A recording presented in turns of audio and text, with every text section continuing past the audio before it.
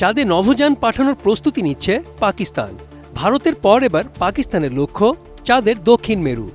2029 সালে চীনের চ্যাংই 8 মিশনের সঙ্গী হবে দেশটি। এই অভিযানের জন্য তৈরি হচ্ছে বিশেষ রোভার। আগামী 3 বছরের মধ্যে নিজেদের তৈরি নভোযান জিন্না-1কে চাঁদে পাঠানোর ঘোষণা দিয়েছে পাকিস্তানের মহাকাশ গবেষণা সংস্থা space and upper atmosphere research commission SUPARCO. সুপারকোর বরাত দিয়ে টাইমস অফ ইন্ডিয়া এই তথ্য নিশ্চিত করেছে।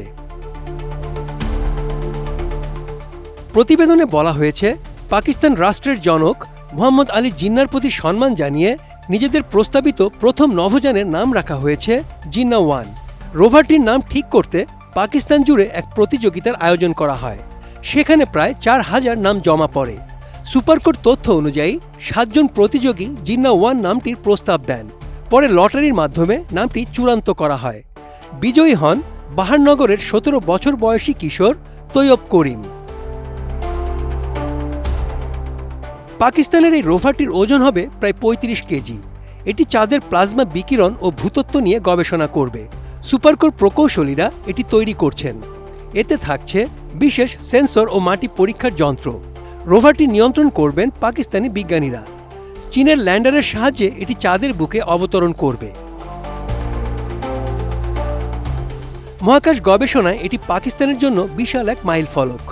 2023 সালে ভারত প্রথম দেশ হিসেবে চাঁদের দক্ষিণ মেরুতে পৌঁছায়। চন্দ্রযান-3 মিশনের সেই সফলতা বিশ্বজুড়ে প্রশংসা পায়।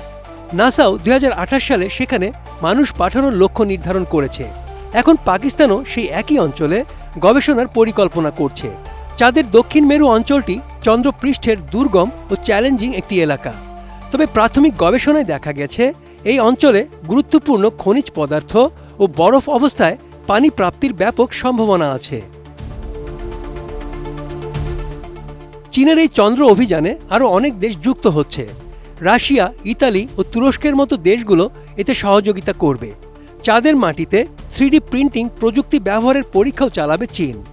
পাকিস্তানের মহাকাশ গবেষণা সংস্থা মনে করে এই মিশন তাদের সক্ষমতা বাড়াবে। সেই সাথে এই যাত্রা দেশটির বিজ্ঞানের ইতিহাসে এক নতুন যুগের সূচনা করবে। Desk report, ATN news.